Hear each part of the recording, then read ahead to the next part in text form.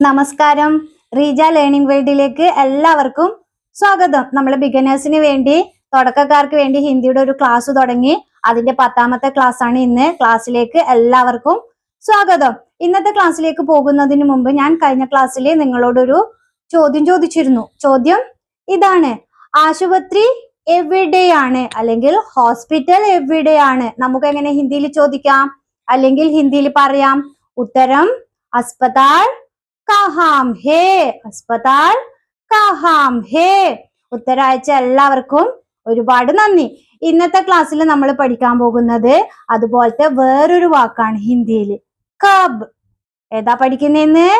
കബ്. ഇതിന്റെ മലയാള അർത്ഥം എന്താ? എപ്പോൾ. എപ്പോൾ. കബ് ഹേ എപ്പോഴാണ്. കബ് ഹേ എപ്പോഴാണ്.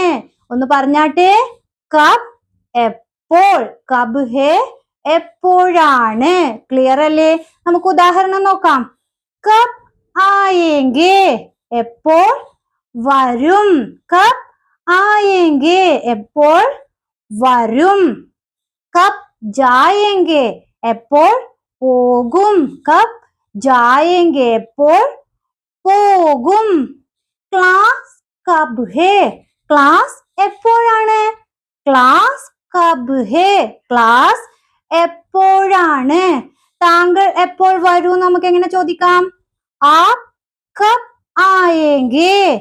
ആപ് കബ് ആയേംഗെ. താങ്കൾ എപ്പോൾ വരും. താങ്കൾ എപ്പോൾ പോകും നമുക്ക് എങ്ങനെ ചോദിക്കാം? ആപ് കബ് ജായേംഗെ. ആപ് കബ് ജായേംഗെ. താങ്കൾ എപ്പോൾ പോകും. താങ്കൾ എപ്പോൾ ഉറങ്ങും നമുക്ക് എങ്ങനെ ചോദിക്കാം? ആപ് കബ് സോയേംഗെ. ആപ് കബ് സോയേംഗെ. താങ്കൾ എപ്പോൾ ഉറങ്ങും. ബസ് കബ് ആയേംഗി. ബസ് എപ്പോൾ വരും. ബസ് കബ് ആയേഗി. ബസ് എപ്പോൾ വരും. ട്രെയിൻ കബ് ആയേഗി. ട്രെയിൻ എപ്പോൾ വരും. ട്രെയിൻ കബ് ആയേഗി. ട്രെയിൻ എപ്പോൾ വരും. ഈസി അല്ലേ പറയുമ്പോഴേ? അതുപോലെ നോക്കിയാട്ടെ.